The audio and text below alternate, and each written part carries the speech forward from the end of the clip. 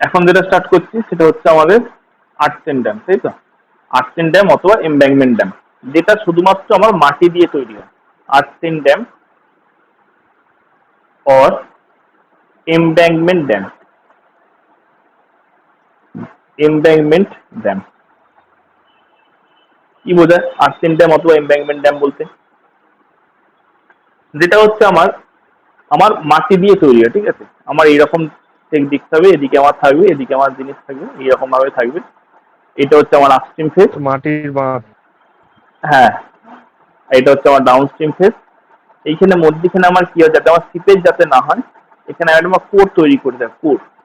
এই যেটাকে বলি, এটাকে বলি হচ্ছে কোর, ঠিক আছে? এটা হচ্ছে আমার ইম্পারভিয়াস মেটেরিয়াল দিয়ে তৈরি হয়, কোর অফ দ্য ড্যাম, ঠিক আছে? আবার এখানে আমার কি করে স্টোন পিচিং করে দেওয়া হয়, যাতে আমার এদিকে ইরোশন না হয়ে যায়, ঠিক আছে? আবার কোথাও কোথাও এখানে আমার কার্পেট টাইপের করে দেওয়া হয়, যাতে আমার এই যে সিপেজটা যাতে আমার সহজে যাতে না হয়, ঠিক আছে? এখান থেকে জলটা দিকে চলে আসতে পারে, যদি জল চলে আসতে পারে, তার জন্য এখানে আবার কি করা হয়, কাট অফ ওয়াল দেওয়া হতে পারে, ঠিক আছে? এখানে সিট পাইলের মতো কাট অফ ওয়াল। এই কাট অফ ওয়াল দিলে আমার কি হয়, যে আমার এই সিপেজ লেন্থটাকে আমার বাড়িয়ে দেওয়া হয়, ঠিক আছে? সিপেজ লেন্থটা বেড়ে যায়, ফলে সহজে জলটা আমার আপস্ট্রিম থেকে ডাউনস্ট্রিমে আসে না। এই হচ্ছে মেন পার্ট। দেখ কি বলেছে, earthen dam are most ancient time, মানে প্রাচীনে তৈরি হতে এখন আর হয় না। Embankments and they can be built up with the natural material. Natural material মানে কি, ওই যে স্টোন, তারপর তো হচ্ছে মাটি, এই সমস্ত দিয়ে। Very less processing units and primitive equipment. Modern developments in earth moving equipments have been made cost of the carriage and the dumping of the dam and very less compared to the ancient days. মানে এখনকার দিনে কি, আগেকার দিনে কি হতো, এখনকার দিনে তো বিভিন্ন কম্প্যাক্ট এসে যে কম্প্যাকশন করে, কোড তৈরি করে, মানে বিভিন্ন মেশিন যে আর্থ মুভিং ইকুইপমেন্ট যেগুলো আছে সেগুলো দিয়ে আমরা বানাই, ঠিক আছে? Causes of the failure of the earthen dam খুব ইম্পর্টেন্ট একটা ব্যাপার, যে কি কারণে আমাদের ফেলিওর হয়। আমাদের মেনলি তিনটে কারণের জন্য ফেলিওর হয়, ঠিক আছে? একটা হচ্ছে হাইড্রোলিক ফেলিওর, মানে ডাইরেক্ট জলের জন্য। একটা হচ্ছে সিপেজ ফেলিওর, মানে জল আমার লিক করে দেওয়ার জন্য। একটা হচ্ছে স্ট্রাকচারাল ফেলিওর, যদি আমার ড্যামটার মধ্যে কিছু হয়। তাহলে ফার্স্ট যে ফেলিওর, প্রথম যে ফেলিওরটা এলো তোর হচ্ছে হাইড্রোলিক ফেলিওর, মানে আমার এইদিকে যে আপস্ট্রিমে যে জলটা আছে, এইদিকে আপস্ট্রিমে যে জলটা আছে, সেই জলটা এই ড্যামের গায়ে আঘাত মারবে, ফলে এদিক ভেঙে ঢুকে চলে যাবে, ঠিক আছে? যদি সাডেন যদি জলটা যদি ড্রপ ডাউন করে যায়, তখন এটা ধসে চলে যাবে। এই এই জলটা মেন কারণ হবে, এই জলটা সমস্ত কিছু ঢোকাবে, সেটা হচ্ছে হাইড্রোলিক ফেলিওর। সিপেজ ফেলিওর মানে এই আপস্ট্রিমে যে জলটা আছে, সে এই দিক দিয়ে বেরিয়ে এদিকে চলে যেতে পারে, এই দিক দিয়ে বেরিয়ে এদিকে চলে যেতে পারে। মেন এও হচ্ছে সেম একই কারণে জলটা, বাট এ হচ্ছে সিপেজ হচ্ছে। আর তারপরে এটা হচ্ছে স্ট্রাকচারাল ফেলিওর, যেটা হচ্ছে আমার এই স্ট্রাকচারের মধ্যে, এই ড্যামের মধ্যে যদি কোনো ভয়েড থেকে যায়, তখন ড্যামের মধ্যে যদি কোনো ভয়েড থেকে সেটা, তাহলে সব থেকে বেশি হয় হাইড্রোলিক ফেলিওর। তাহলে failure of the earthen dam কি কি আসছে, ফেলিওর অফ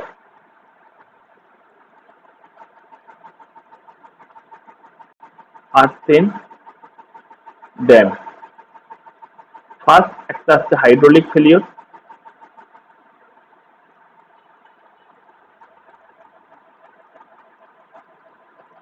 তারপর 2 নম্বর আসছে তোর সিপেজ ফেলিওর,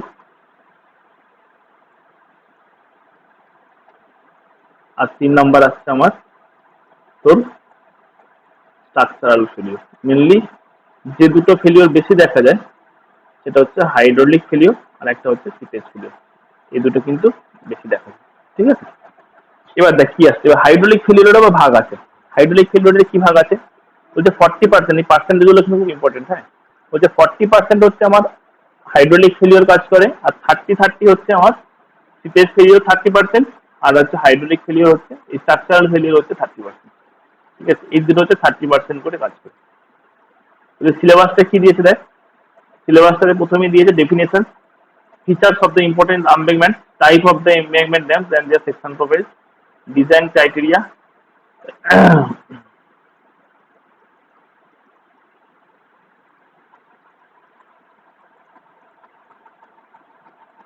ফেলিওরটা দেয়নি তোরে, ফেলিওরের পরেই ডিজাইন ব্ল্যাঙ্কেট টু ফেটিক লাইন লাগবে, ফেলিওরটা লাগবে, পড়িয়ে আছে। তাহলে দেখ ফার্স্ট কি হচ্ছে, আজকে শুধু ফেলিওরটা করাবো, এর বেশি আর এগোবো না, সময় পাবো না ফেলিওরটার বেশি। তাহলে ফার্স্ট কি আছে, ফেলিওরটা নেই নাকি? না আছে, জানতে হবে, লাগবে। ফেলিওরের উপরই অনেক কিছু আছে। হাইড্রোলিক ফেলিওরের উপর কি আছে, ফার্স্ট হচ্ছে ওভার টপিং। ওভার টপিং মানে কি, দেখ কথাগুলো শুনেই কিন্তু বোঝা যাচ্ছে। ওভার টপিং মানে হচ্ছে ড্যামের ওপর দিয়ে যদি জল চলে আসে, ঠিক আছে। তাহলে হাইড্রোলিক ফেলিওরের ফার্স্ট কি, হাইড্রোলিক ফেলিওর,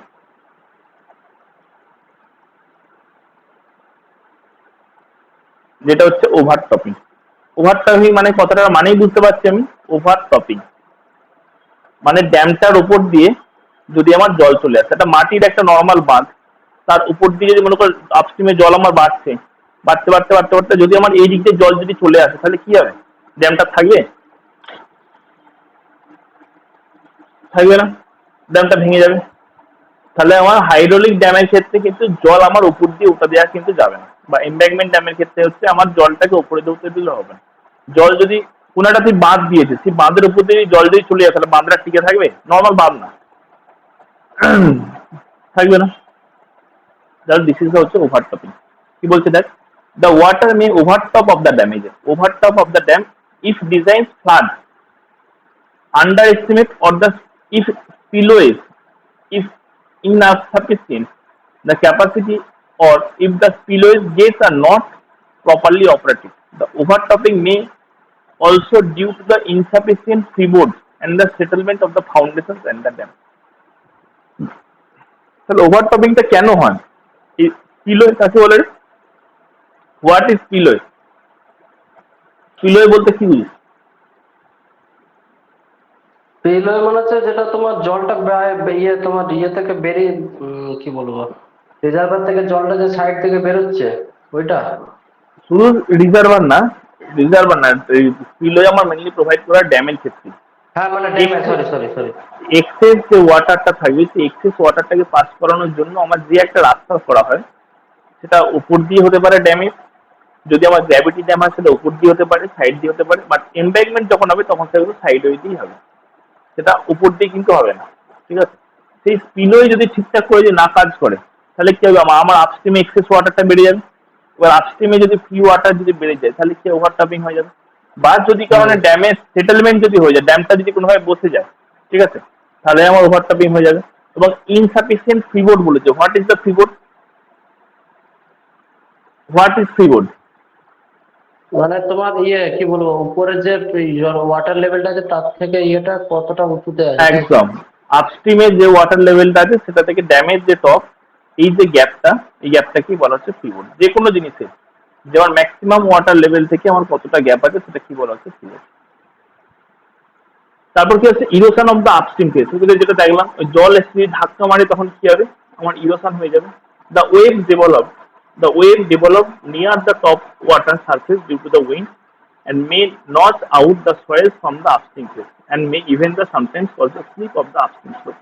মানে ওই যদি এখানে এসে আমাদের ধাক্কা মারে, তাহলে এবার এবার সেকেন্ডেরটা কি হলো, ওভারটপিং গেল, এটা হচ্ছে আমার erosion of upstream face, erosion of upstream face.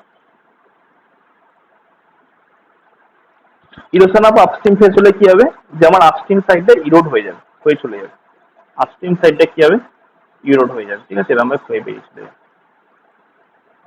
তারপর হচ্ছে cracking due to the frost action, যদি জল আমার জমে যদি বরফ হয়ে যায়, তখন কি হবে, আয়তনে বেড়ে যাবে, এবং সেই আয়তনে বেড়ে যাওয়ার জন্য আমার কিন্তু ফাটিয়ে দিতে পারি, ঠিক আছে। কি বলছে, frost is upper portions of the dam may cause the heaving and the cracking of the soils of the dangerous seepage and consequent flow. তাহলে যদি এই যে আমার শীতকালে জলের উপরটা বরফ হয়ে যায়, তাহলে জলের উপরটা আমার যখনই বরফ হয়ে যাচ্ছে, তখন কি হচ্ছে, আমার ভলিউমে বাড়লেই কি হবে, আমার সেটাকে ঠেলা মারবে, ঠেলা মারা মানে কি, ক্র্যাক তৈরি হবে, ক্র্যাক তৈরি হওয়া মানে কি, ক্র্যাকের মধ্যে জল ধরবে, জল ধরে ভেঙে দেবে। Erosion of the downstream face by the gully action, gully formation, gully formation মানে কি, যে ড্যামের মধ্যে দিয়ে যদি আমার কোনো লিকেজ হয়ে যায়, তখন কি হবে, আমাকে যদি কোনোভাবে সিপেজ যদি এটা হয়ে যায়, গালি, এটাকে সিপেজ ঠিক বলা যাবে না, সিপেজ ফেলিওর নয়, এই ড্যাম আছে, ড্যামের মধ্যে দিয়ে যদি কোন রকম ভাবে আমার জল যদি এইদিকে ডাউন স্ট্রিমে যদি চলে আসে ওয়ান টাইপ অফ সিপেজ, ঠিক আছে, তাহলে আমার এই ইরোশনটাই কি হবে, ক্ষয়ে দেবে, ডাউন স্ট্রিমটাকে ক্ষয়ে দেবে, এখান থেকে ক্ষয়তে ক্ষয়তে পুরো ড্যাম আস্তে আস্তে ক্ষয়ে যাবে। এগুলো দেখবি নেটের ছবি দেওয়া আছে, ইউটিউবে দেখে ভালো পেয়ে যাবে। Erosion of the down stream of the toe, যেটা বললাম সেম একই। তাহলে এগুলো কি হচ্ছে, তাহলে এখানকার মধ্যে সব থেকে ইম্পর্টেন্ট যেটা হচ্ছে হাইড্রোলিক ফেলিওরের মধ্যে সব থেকে ইম্পর্টেন্ট পরীক্ষা যেটা আছে, একটা হচ্ছে ওভারটেকিং, ওভার টপিং, আর একটা হচ্ছে upstream slope, erosion of the upstream slope. এই দুটো ফেলিওর হচ্ছে কিন্তু হাইড্রোলিক ফেলিওরের মধ্যে। তারপর আসছে আমার সিপেজ ফেলিওর। সিপেজ মানে কি, সিপেজ মানে বল, সিপেজ কাকে বলে, পারমিয়াবিলিটি আর সিপেজের মধ্যে ডিফারেন্স কি বল, basic difference between permeability and seepage. Permeability হচ্ছে কি বলবো, প্রপার্টি, আর সিপেজ হচ্ছে অ্যাকশন। হুম, বলতে পারিস অনেকটা।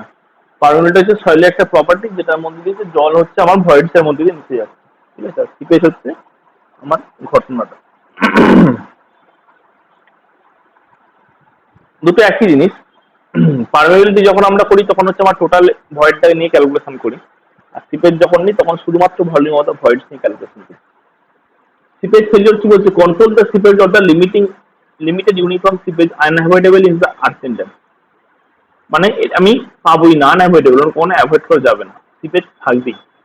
But ordinarily it does not produce any harm. However, uncontrolled or the concentrated seepage through the dam body and through the its foundations may lead the piping. যে পাইপিং অর স্লাবিং মানে কি, মানে যখনই আমার ড্যামের বডির মধ্যে দিয়ে আমার জল যাচ্ছে তখন সেটাকে বলে পাইপিং, আর সে যদি কোথাও যদি ক্ষইয়ে দেয়, ইরোশন করে, তখন বলে sloughing in the subsequent failures of the dam.